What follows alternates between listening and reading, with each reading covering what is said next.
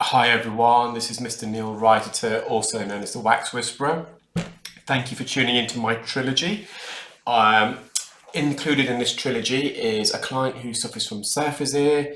The second client is a client who has otitis externa. And the third client is a patient who has granulation tissue or granuloma of the eardrum. Um, for anyone who doesn't know who I am, I'm a UK-based consultant audiologist and clinical ear care specialist, and I'm also the founder and director of a company called Clearwax, and Clearwax are the manufacturers of the iClearScope endoscope device that we're using to perform these procedures in. So this is the first patient with surface ear, and I'm just using a Jobson horn just to get in behind this dry wax. So what is surface ear? Surface ear, you shouldn't mistake it with swimmer's ear. Swimmer's ear is when you get an ear infection due to water entering your ear. Surface ear, in a sense, it can be similar, but it's typically when it's cold water or cold wind. So a lot of, obviously, surfers, if they surf in cold water, or people who are out and about, kiteboarders, etc., people who are exposed to cold air, cold wind, the bony part of the ear canal, you get abnormal growth, and it's typically 3 growths. You get one at 2 o'clock, 6 o'clock, and 9 o'clock. People with swimmer's ear who, surfer's ear, sorry, who surf in cold water, I think 6 times more likely to develop these bony growths. So it's called, another name is exostosis, and they're 6 times more likely to develop surfer's ear than surfers who surf in warmer water. And it's just a bony part of the ear canal. It's absorbing some of the minerals, the coldness. So when it evaporates, the bone kind of just, you get kind of fresh bony growth.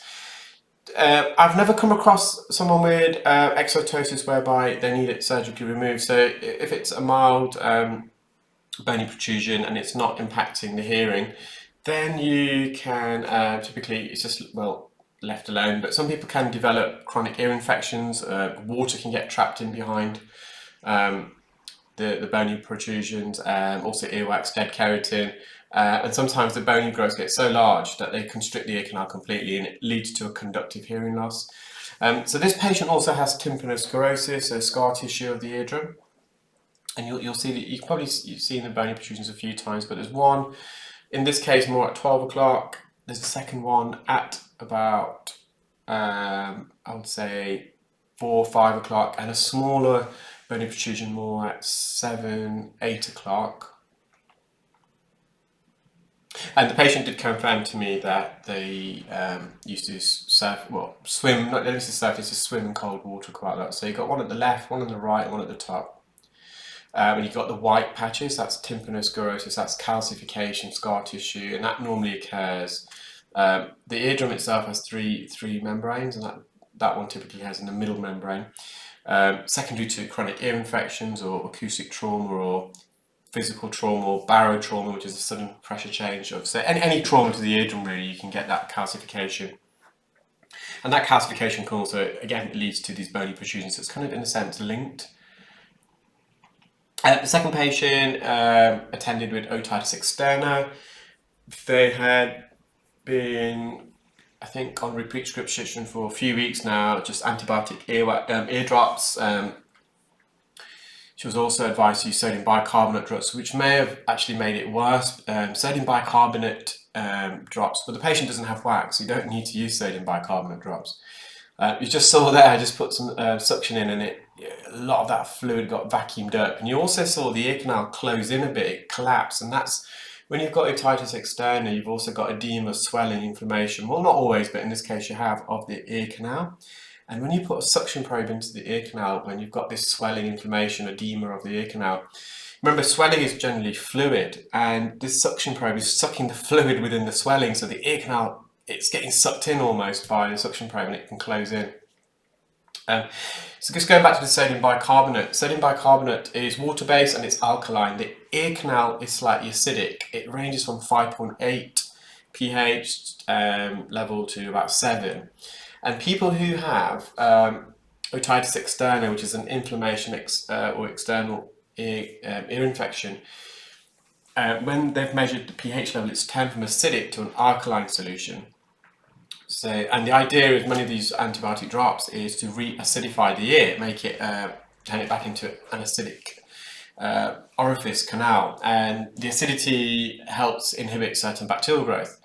So using sodium bicarbonate drops, actually, you're just keeping the ear alkaline still, and also because it's water-based. Water is it's a big no-no for the ear. We should all of us, even if we don't really have ear problems, avoid water entering the ears because that can lead to an ear infection. So I've got the main occlusion out of the ear canal with a Zollner suction probe. I'm just using a fine end tip now. The ear canal is quite narrow, so it's hard for me to, well, I can get into the ear, but it's limited freedom of motion in there because of the swelling. So I'm just going to be trying to, with otitis externa, one of the best treatments actually is just trying to give the ear a thorough clean, get all this dead keratin to dead skin that's coating the ear canal. Just clean up as much as you can. I know one of the viewers is very keen, and I think they're from America. They use dry mopping quite a lot. So dry mopping is a technique where in the UK we've got we use a Jobson horn, so an ear correct, and on the reverse end you've got a serrated edge, and you get a piece of cotton wool, I would say about the size of a stamp, and you fold it over, and you twist it on the serrated edge, but in the opposite direction. And when you go into the ear canal, the idea is you go in with the cotton wool and you spin it in the ear canal.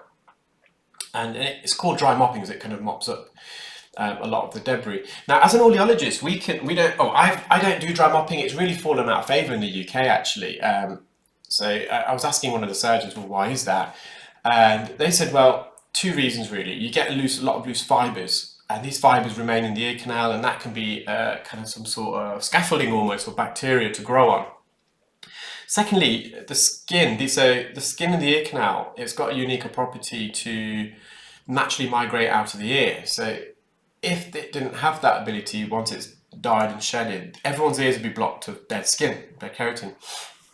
So it's almost like a snake skin. So the top layer of skin, the epithelial skin cells that are the outer layer of skin cells, as they shed and die, they move laterally, so sideways out of the ear canal, and it's a natural conveyor belt motion, and that's to expel the dead skin from the ear so it doesn't block up. But any earwax that sits on the dead skin, it can also help to migrate the wax out of the ear as well. So it's almost like a transport mechanism. If you're grazing the ear canal with a bit of dry mopping, not only are you exposing that outer layer of epithelium skin cells, you can cause a bit of bruising as well because obviously you're spinning this, but you're killing that layer of epithelium dead skin cells. So here we're just peeling the outer layer, so the inner layer we're trying to keep intact. Oh, this layer is dead anyway, but we're delicately kissing the surface. We're not, so we're removing this dead layer of skin, but the one underneath we're not. But when we're dry mopping, you can abrade that undergrowth, the fresher layer of epithelium scales. And what happens then is your ear loses that conveyor belt motion. So you can get a buildup of dead skin, wax in the ear. And finally, the inner 2/3 of the ear canal is made up of a thin layer of skin, like 0.1 millimeters, that coats bone. And that bone is very sensitive. And you can probably see it with this patient, just a bit further in, a bit more medial near the ear canal, near the eardrum, there's a narrowing. You can probably see that. It's a bit further in where the suction probe is. That's called the isthmus, and if you get beyond that point, it narrows and it widens, and that can be like a pressure point. And if you get into there and you spin something, it can be very uncomfortable. I mean, I've had I'll be honest, years ago, before I was an audiologist, I put a cotton bud in my ear, and I went into that isthmus and I spun it, and it was so uncomfortable, it was so sensitive. And if you make contact with this dry mopping, you're going to touch the ear canal. So it's just a thing in the UK. I know in America they use it. A nurse is a follower, and I think she's a clinical ear care specialist as well. So people in different countries have different trends. It's just in the UK, it's just fallen out of favour for those reasons. I mean, people who perform in America might kind of have almost a counter argument against that. But also, as an audiologist, we can use an otoblock. So we use an otoblock. So it's like a piece of cotton wool, basically. you're less likely to get any fibrous wool fibres stuck in the ear with these otoblocks. But we use it when we take ear impressions. So like dentists take dental impressions for braces and retainers, audiologists take ear impressions. We call them oral impressions, and we use that for ear molds or hearing aids that fit in the ear. So we take a cast of the ear. So an autoblock is a little piece of cotton wool. We've got a string attached to it, and we insert it into various lengths and depths of the ear canal depending upon what type of mold or hearing aid you want. And we then syringe some putty material basically, and this impression material, like putty material, it sets. So when you inject it into the ear, it's the same stuff as the dentist shoes really, and it's quite soft and runny at that stage. Then after 5 minutes it sets, and we pull it out and we take a cast of the ear. So sometimes, if you've got a patient with bleeding in the ear and you want to compress it, or you want to do a bit of dry mopping, just put a bit of an otoblock. Problem with an otoblock, when you push it in though, you could graze all of this debris around the side of the ear canal and push it further in and impact it on the eardrum. So I just much more prefer just using a fine end gauge. It takes a bit longer, but we're not going to cause the patient any discomfort, especially in this isthmus. You can see, I'll kind of highlight where the isthmus is, so where the suction probe. Just at this point, you can see where the ear canal narrows, and then it widens. And where it widens, you've got this hidden cravat. We call that the anterior recess. And if you've got a dry mop there and you're spinning it, well, believe me, it's not going to be comfortable. So, as I mentioned a bit earlier, the idea is someone with otitis externa just want to remove as much debris as is safe as possible. Once you remove the debris, then the antibiotic ear drops that the patient's got is going to be far more effective. The patient could hear really, really well at this stage. They were really over the moon. They were really happy because they've not been able to hear for a few weeks, and it's been really isolating for them. But because the patient was very still and they weren't experiencing any discomfort, I kind of just carried on nice and gently, delicately, just removing as much debris as I could.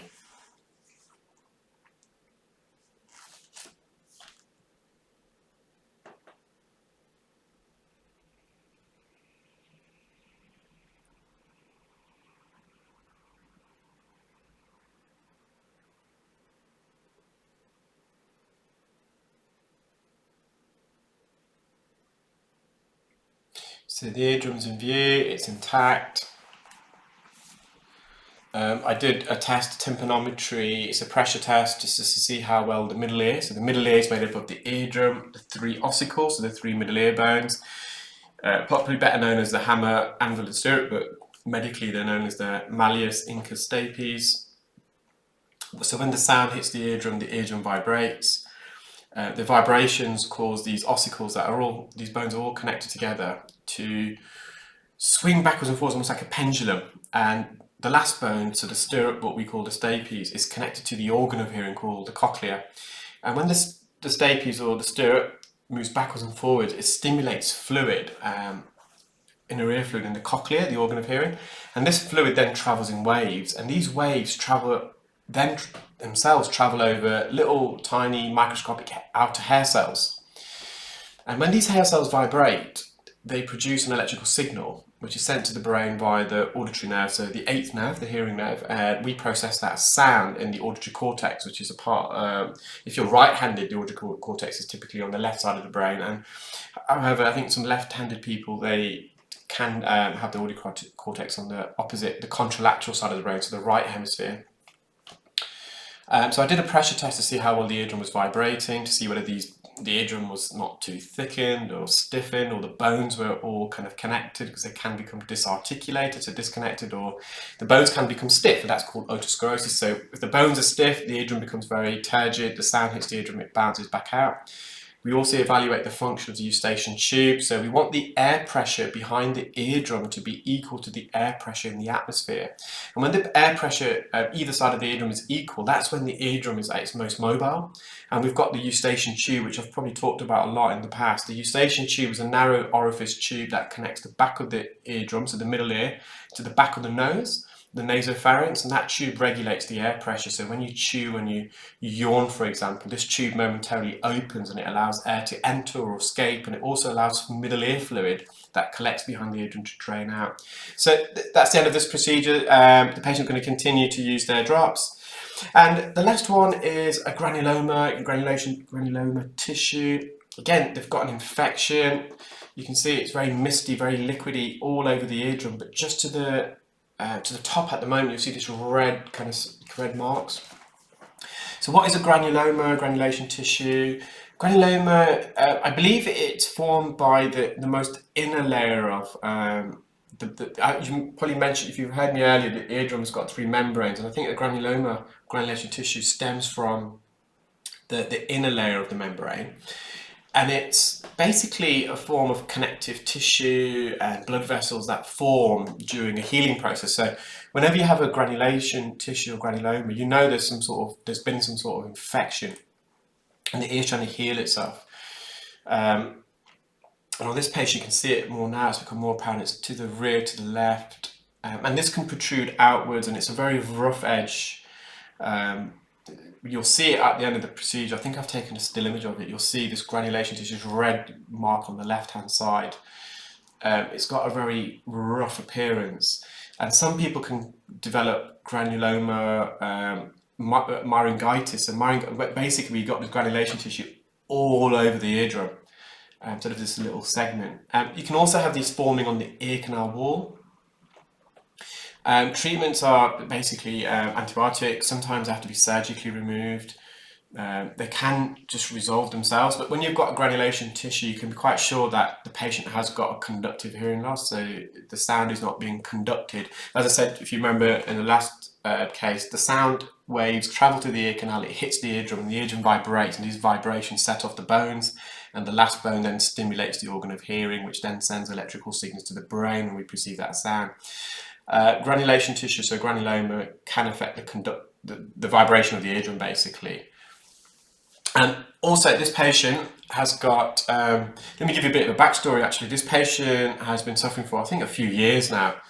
I don't know why, in fact, I've got let me just look at the notes and remind myself. So, they underwent a hearing test at work, so occupational health hearing test, which diagnosed a right-sided hearing loss, but the hearing test was a screening test, so the patient was unaware whether this hearing loss was due to permanent damage to the organ of hearing, so what we call a sensory neural loss. So sensory neural loss is when you've got damage to the organ of hearing, the cochlea, and or the hearing nerve, the auditory nerve, or whether it was a conductive loss, so can the sound travel through the eardrum. So that's back in 2004. Let's have a look at the notes again. More recently, nothing was really done about that, and that's quite surprising, because when you've got what we call a unilateral, so a hearing loss in one ear, or asymmetrical hearing loss, that needs to be investigated. You don't want to leave that on alone, because it sometimes can be really quite serious conditions that can lead to that, which needs further investigation. In any case, more recently, that was 6 years ago, and so I'm assuming this infection wasn't as bad then as it was now.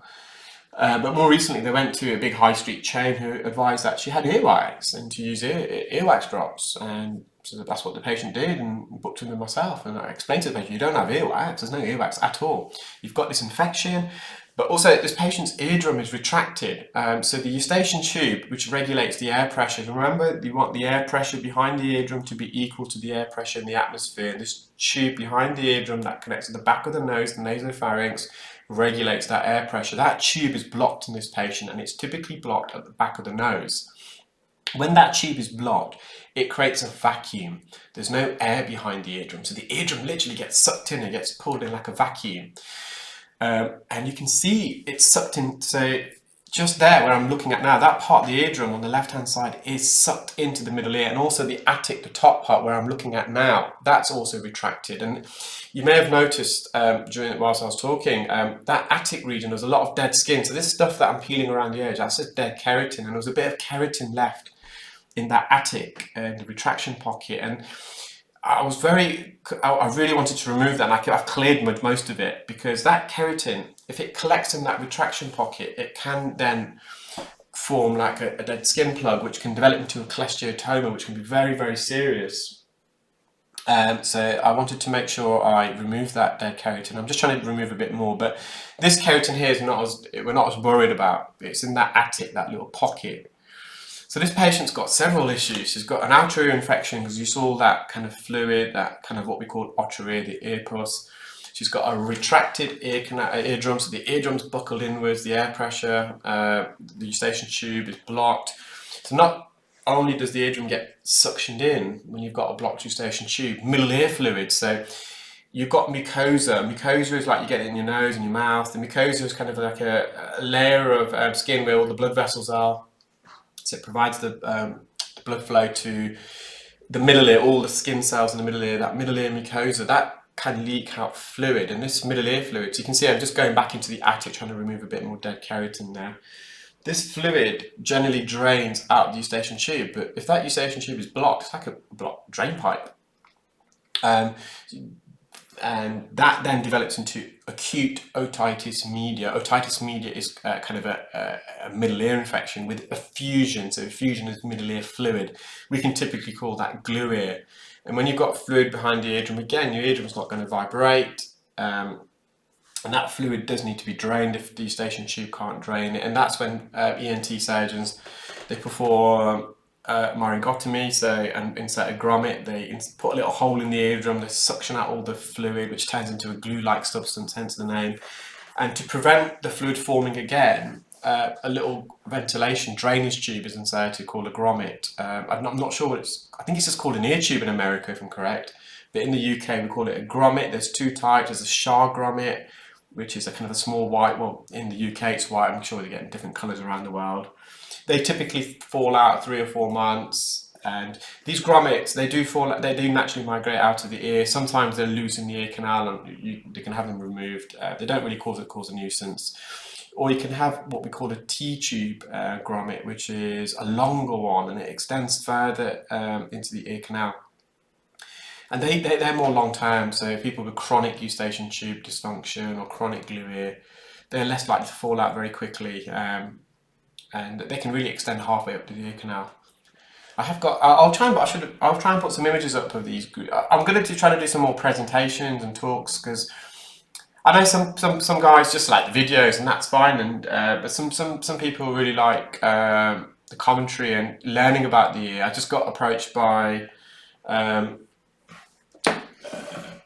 the International Synopsinism of Audiological Medicine in India.